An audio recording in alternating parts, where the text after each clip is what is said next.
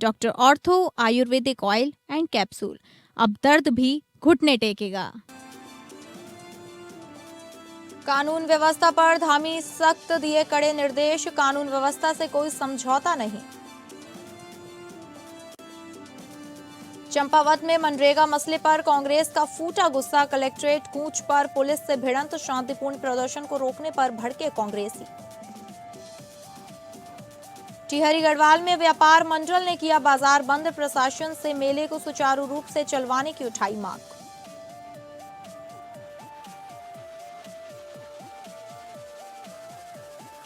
नमस्कार, आप सभी का स्वागत है उत्तराखंड बुलेटिन में और मैं हूं आपके साथ अंकिता सिंह। शुरुआत करेंगे बुलेटिन की, जहां उत्तराखंड के मुख्यमंत्री पुष्कर सिंह धामी ने राज्य में कानून व्यवस्था को लेकर सख्त निर्देश दिए हैं। उन्होंने कहा कि कानून व्यवस्था से कोई समझौता नहीं किया जाएगा और अपराधियों के खिलाफ सख्त कार्रवाई की जाएगी। मुख्यमंत्री ने पुलिस को निर्देश दिए कि आम आदमी के साथ मानवीयता और संवेदनशीलता के साथ व्यवहार किया जाए और निर्दोष नागरिकों को परेशान न किया जाए। मुख्यमंत्री ने लैंड फ्रॉड के मामलों पर कठोर कानून बनाने के निर्देश दिए और कहा कि भूमि से जुड़े अपराधों में संलिप्त लोगों को बख्शा नहीं जाएगा। उन्होंने अपराध नियंत्रण के लिए प्रशासनिक आत्म मंथन और पुलिस व प्रशासन के बीच समन्वय की आवश्यकता पर बल दिया। मुख्यमंत्री ने राजस्व व्यवस्था की समीक्षा करते हुए निर्देश दिए कि राजस्व के वैकल्पिक स्रोत बढ़ाए जाएं और राज्य मामलों में देरी न की जाए। उन्होंने जन शिकायत निवारण को सर्वोच्च प्राथमिकता देते हुए निर्देश दिए कि मुख्यमंत्री घोषणाओं का 100% क्रियान्वयन सुनिश्चित किया जाए और योजनाएं धरातल पर दिखाई दे। इसके अलावा मुख्यमंत्री ने पुलिस को निर्देश दिए कि आपराधिक मामलों की विवेचना अनावश्यक रूप से लंबित न रखी जाए और रात्रि गश्त को और अधिक सघन किया जाए। वहीं नशा मुक्ति अभियान को जन आंदोलन के रूप में संचालित करने के निर्देश भी दिए गए। मुख्यमंत्री ने अभियोजन व्यवस्था को मजबूत करने और कारागार विभाग में सुधार के लिए भी निर्देश दिए हैं। मुख्यमंत्री ने दिल्ली देहरादून एक्सप्रेसवे के खुलने के बाद पर्यटकों की संख्या में भारी वृद्धि की संभावना जताई और अधिकारियों को आवश्यक तैयारियां पूरी करने के निर्देश दिए। उन्होंने बताया कि कैंची धाम बाईपास जून तक पूरा कर लिया जाएगा, जिससे श्रद्धालुओं और पर्यटकों की बड़ी राहत मिलेगी।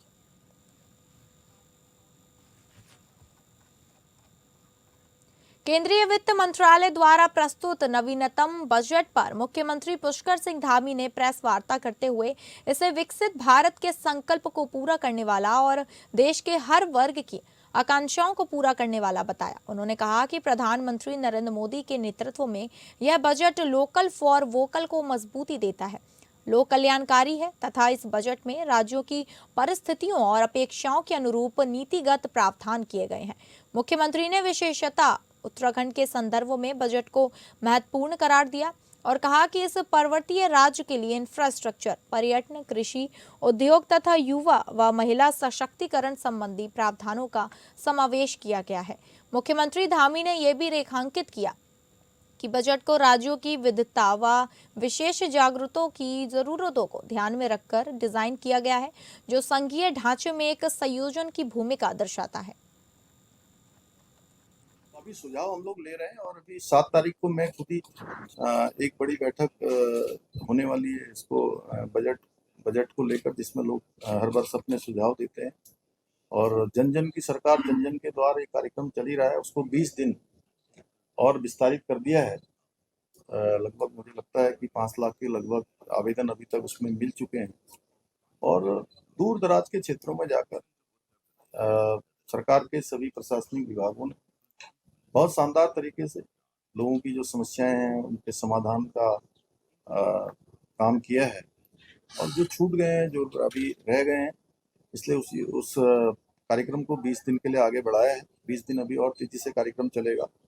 सभी हमारे जनप्रतिनिधियों से लेकर सभी प्रमुख अधिकारीगण, हमारे सभी जिलाधिकारी, मैं भी स्वयं और हमारे सभी आदमी मंत्रीगण सभी भाग लेंगे और सब लोग लगातार भाग भी ले रहे हैं, मॉनिटरिंग भी कर रहे हैं। मनरेगा योजना के स्वरूप से छेड़छाड़ के विरोध में कांग्रेस कार्यकर्ताओं का आक्रोश सड़कों पर फूट पड़ा है।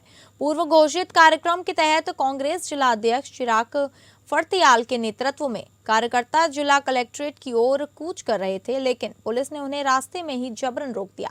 इस दौरान कांग्रेस कार्यकर्ताओं और पुलिस के बीच तीखी नोकझोंक हुई, जिससे माहौल तनावपूर्ण हो गया।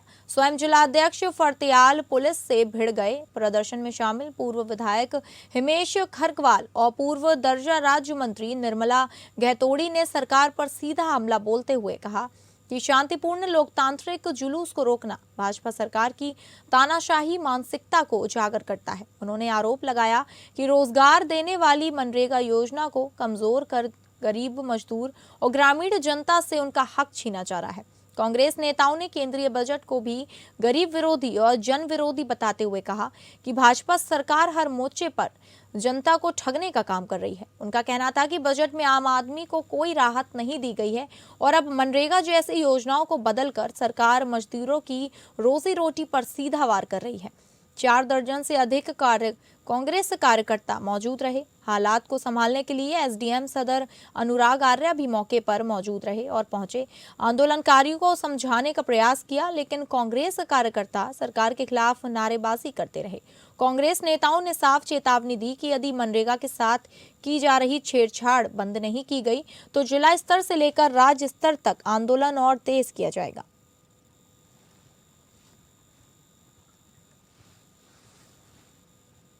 उत्तराखंड के पूर्व कैबिनेट मंत्री हरक सिंह रावत ने प्रदेश सरकार पर कटाक्ष करते हुए कहा कि जिला और तहसील बनाने का अधिकार राज्य सरकार को है, जबकि विकास खंड के लिए केंद्र सरकार की अनुमति जरूरी है। उन्होंने मुख्यमंत्री पुष्कर सिंह धामी और विधानसभा अध्यक्ष ऋतु खंडूरी भूषण को कहा कि वे इस मामले में जानकारी लें और अपने ज्ञान को बढ़ाएं। हरक सिंह रावत ने कहा कि किसी एक नए जिले में कई राजकीय मेडिकल कॉलेज हो सकते हैं और उन्होंने कोटद्वार में राजकीय मेडिकल कॉलेज के मुद्दों पर विधानसभा अध्यक्ष ऋतु खंडूरी को ज्ञान देने की पेशकश की। उन्होंने कहा कि वे कोटद्वार से विधायक रह चुके हैं और उनके पास एक लंबा राजनीतिक अनुभव है, जिसे वे ऋतु खंडूरी के साथ बांटने को तैयार हैं। हरक सिंह रावत ने कहा कि ऋतु खंडूरी उनकी छोटी बहन है। उन्होंने कहा कि वे ऋतु खंडूरी को संसदीय ज्ञान और विभागीय ज्ञान देने को तैयार है। हरक सिंह रावत ने इस बयान के बाद राजनीतिक हलकों में चर्चाएं शुरू हो गई हैं। आपको बता दें कि विधानसभा अध्यक्ष ऋतु खंडूरी भूषण कोटद्वार से विधायक हैं और हरक सिंह रावत का बयान ऐसे समय आया है जब प्रदेश में राजनीतिक गतिविधियां तेज हो गई हैं। इसलिए कह रहा हूं कि जैसे वो कह रहे साहब कि जिला बनाने का अधिकार जो है केंद्र सरकार से, केंद्र का मैं बोली छोटी बहन को सीखने की जरूरत है ना। विधायक होगी, विधानसभा अध्यक्ष होगी, इसका तो प्रोटोकॉल तो बढ़ जाएगा विधानसभा अध्यक्ष बन के। धामी का प्रोटोकॉल तो बढ़ गया, मुख्यमंत्री बनेगा, लेकिन सीखना तो पड़ेगा ही ना, सीखना तो पड़ेगा ही। जब मैं पहली बार मैं भी मंत्री बना था, मुझे खुद नहीं पता था कि कौन सी फाइल पे कौन सेक्रेटरी तक जाएगी, कौन मुख्यमंत्री तक जाएगी, कौन मंत्री तक जाएगी, किसके अनुमोदन से अधिकार हो जाएगा। तो अब मैं इसलिए कह रहा हूं कि जिला बनाने का अधिकार 100% प्रदेश सरकार को है। तहसील बनाने का अधिकार 100% प्रदेश सरकार को है। विकास खंड बनाने का अधिकार प्रदेश सरकार की सिफारिश पर। मैंने जैसे जिले बनाए, बागेश्वर जिला बनाया, एक झटके में जियो निकल गया, जियो बन गया, बागेश्वर बन गया, रुद्रप्रयाग बन गया, चंपावत बन गया। लेकिन कपकोट मैंने विकास खंड बनाना था, कपकोट। खबर हरिद्वार से है, जहां भोजन माताओं ने अपने मानदेय में बढ़ोतरी की मांग को लेकर जिलाधिकारी कार्यालय परिसर में विरोध प्रदर्शन किया। बड़ी संख्या में भोजन माताएं एकत्र होकर सरकार के खिलाफ नारेबाजी करते हुए अपनी समस्याओं से प्रशासन को अवगत कराया। भोजन माताओं का कहना है कि वे वर्षों से बेहद कम मानदेय पर काम कर रही हैं, जबकि महंगाई लगातार बढ़ती जा रही है। इतने कम वेतन में परिवार का भरण पोषण करना मुश्किल हो गया है। उन्होंने आरोप लगाया कि सरकार उनकी मेहनत के अनुरूप मानदेय नहीं दे रही है, जिससे उनमें रोष व्याप्त है।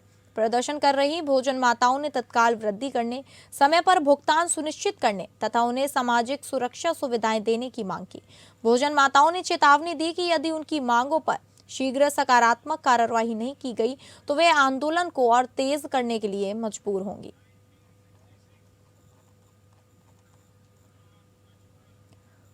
चार फरवरी से 6 फरवरी तक हरिद्वार में राजनीतिक और आध्यात्मिक शक्तियों का जमावड़ा लगने जा रहा है। भारत माता मंदिर के पर परमाध्यक्ष रह चुके और निर्वतमान शंकराचार्य स्वामी सत्यमित्रानंद गिरी की समाधि स्थल और मूर्ति के अनावरण कार्यक्रम पर आयोजित किए जा रहे 3 दिवसीय कार्यक्रम में रक्षा मंत्री राजनाथ सिंह, केंद्रीय मंत्री शिवराज सिंह चौहान, उत्तर प्रदेश उत्तराखंड के मुख्यमंत्री योगी आदित्यनाथ, पुष्कर सिंह धामी, मध्य प्रदेश के मुख्यमंत्री मोहन यादव सहित कई केंद्रीय मंत्री और आध्यात्मिक जगत से जुड़ी हुई बड़ी हस्तियां प्रतिभाग करने जा रही हैं। 2 सत्र में होने वाले इस कार्यक्रम में न केवल सांस्कृतिक कार्यक्रम होंगे बल्कि आध्यात्मिक और सनातन की मौजूदा स्थिति को लेकर भी परिचर्चा की जाएगी। जूना पीठाधीश्वर स्वामी अवधेशानंद गिरी ने बताया कि 3 दिन तक देश की राजनीतिक और आध्यात्मिक शख्सियत को यहां जमावड़ा लगेगा, जिसका उद्देश्य स्वामी सत्यमित्रानंद जी की समाधि स्थल और प्रतिमा का अनावरण और साथ ही देश कल परिस्थिति पर चर्चा रहेगा। स्वामी ललितानंद गिरी ने कहा कि स्वामी सत्यमित्रानंद जी स्वामी विवेकानंद और शंकराचार्य के जीवन से सीख लेते हुए आगे बढ़े और वे अकेले ऐसे संत थे जिन्होंने सनातन के प्रचार के लिए शंकराचार्य पद से भी इस्तीफा दे दिया था, क्योंकि शंकराचार्य को विदेश जाने की अनुमति नहीं होती। उन्होंने कहा कि ऐसे महापुरुष के जीवन से सभी को प्रेरणा लेनी चाहिए।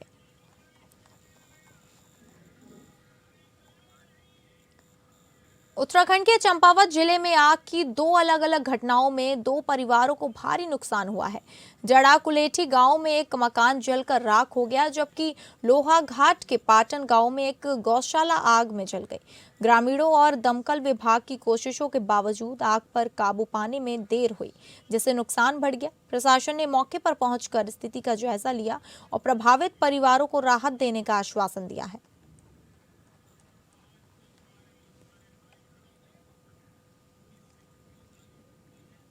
उत्तराखंड में ट्राउट मत्स्य पालन को बढ़ावा देने के लिए एक महत्वपूर्ण कदम उठाया गया है। देहरादून के IRDT में आयोजित एक कार्यक्रम में पशुपालन मंत्री सौरभ बहुगुणा ने ट्राउट प्रोत्साहन योजना का शुभारंभ किया। इस योजना के तहत राज्य सरकार 90% राशि वहन करेगी, जबकि लाभार्थी को केवल 10% का अंशदान करना होगा। योजना में प्राकृतिक दुर्घटनाओं से मछली और अवसंरचनाओं को बीमा कवर की शामिल है। इस पहल से राज्य में स्वरोजगार के अवसर पैदा होने की उम्मीद है। आगे बढ़ते हैं अगली खबर की ओर, जहां ऊधम सिंह नगर के दमगढ़ा क्षेत्र में 125 एकड़ भूमि पर प्रशासन द्वारा की गई कार्रवाई को खटीमा कांग्रेस विधायक भुवन चंद कापड़ी ने गलत ठहराया है। आयोजित प्रेस वार्ता में विधायक कापड़ी ने कहा कि जिस तरीके से पुलिस बल के साथ खेतों को ट्रैक्टरों से जोतवाया गया है, वह पूरी तरह असंवैधानिक और अव्यवस्थित है। उन्होंने आरोप लगाया कि कार्यवाही में शामिल ट्रैक्टरों पर नंबर प्लेट तक नहीं थी। अगर न्यायालय या SDM का कोई आदेश था तो पहले संबंधित पक्ष को नोटिस दिया जाना चाहिए था और आदेश को सार्वजनिक किया जाना जरूरी था। कब्जा लेने की स्थिति में धारा 145 के तहत विधिवत नोटिस जारी किया जाना चाहिए था। विधायक ने कहा कि मुख्यमंत्री आवास से मात्र 500 मीटर की दूरी पर ऐसी कार्यवाही से क्षेत्र में दहशत का माहौल है। उन्होंने बर्बाद फसलों का मुआवजा संबंधित अधिकारियों से वसूलने और पूरे मामले की CBI जांच की मांग की।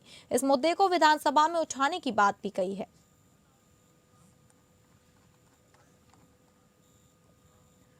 रुद्रपुर शहर को मॉडल सिटी के रूप में विकसित करने की दिशा में महापौर विकास शर्मा ने प्रशासनिक अमले के साथ विभिन्न क्षेत्रों का व्यापक निरीक्षण किया। निरीक्षण के दौरान निर्माणाधीन कार्यों की समीक्षा के साथ आगामी 14 फरवरी को मुख्यमंत्री पुष्कर सिंह धामी द्वारा प्रस्तावित लोकार्पण व शिलान्यास कार्यक्रमों की रूपरेखा तय की गई। नेशनल हाईवे चौड़ीकरण में बाधा बन रहे बस टर्मिनल कार्यालयों की शिफ्टिंग को लेकर महापौर ने परिवहन निगम व विद्युत विभाग को तुरंत निर्देश दिए। किच्छा बाईपास पर जेसीज स्कूल के समीप 30 दुकानें वाला नया वेंडिंग जोन बनाया जाएगा, जिसमें शौचालय, पेयजल व स्वच्छता की आधुनिक सुविधाएं होंगी। सब्जी मंडी क्षेत्र में 2 मंजिला हाईटेक शौचालय तथा शिवनगर में पार्क निर्माण की भी योजना घोषित की गई। महापौर ने कहा कि 14 फरवरी रुद्रपुर के विकास इतिहास का स्वर्णिम दिन होगा।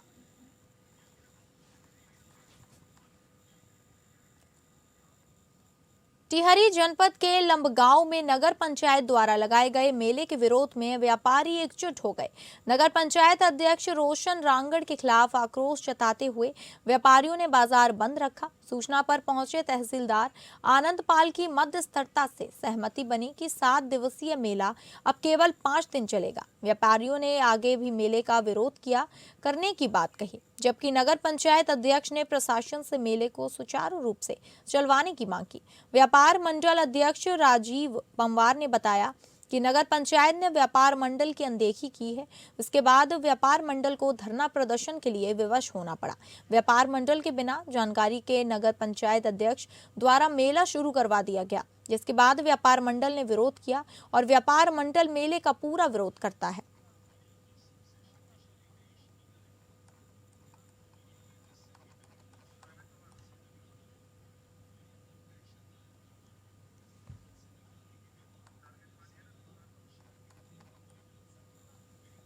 भीम आर्मी आजाद समाज पार्टी के जिला अध्यक्ष सत्येंद्र कुमार के नेतृत्व में दर्जनों कार्यकर्ताओं ने तहसील पहुंचकर क्षेत्र का माहौल खराब करने वालों के खिलाफ जमकर प्रदर्शन किया और एसडीएम रविंद्र जुवाठा को ज्ञापन देकर कठोर कार्यवाही की मांग की। भीम आर्मी में विज्ञापन में लिखा है कि सितारगंज के तमाम क्षेत्रों में हिंदू, मुस्लिम, सिख, ईसाई आदि धर्मों के लोग अमन और शांति प्रिय तरीके से रहते हुए अपना रोजमर्रा का कार्य चलाते हैं, लेकिन कुछ समय कुछ तथाकथित संगठनों के द्वारा मुस्लिम समुदाय को निशाना साधते हुए दुकान खाली करवाना और दुकानों के नाम बदलना तथा धर्म पूछकर प्रताड़ित करने की घटनाएं निरंतर बढ़ रही हैं, जिससे अमन पसंद सितारगंज में रह रहे लोगों में आपसी भाईचारा प्रभावित हो रहा है।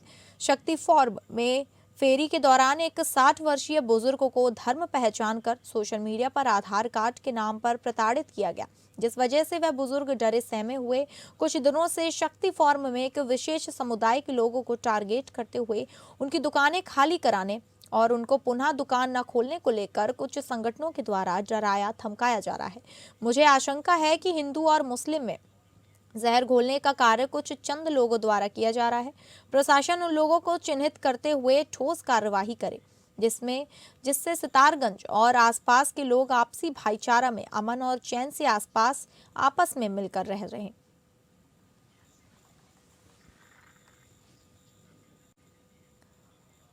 जनपद ऊधम सिंह नगर के काशीपुर में तेंदुए के लगातार ऐतिहासिक द्रोण सागर टीले पर वन विभाग की टीम के द्वारा लगाए गए पिंजरे में एक और तेंदुआ कैद हो गया। सूचना मिलने के बाद मौके पर पहुंची वन विभाग की टीम ने तेंदुए को सकुशल रेस्क्यू किया।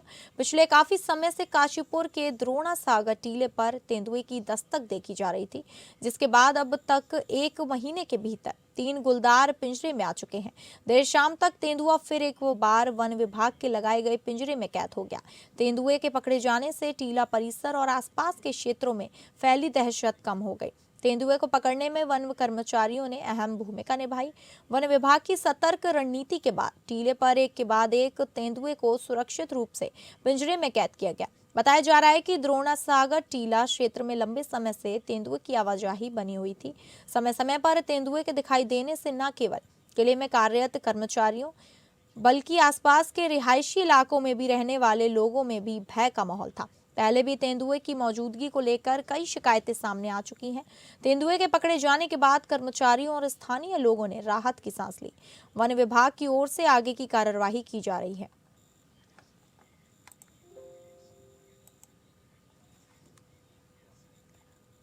तो फिलहाल उत्तराखंड बुलेटिन में बस इतना ही। नमस्कार।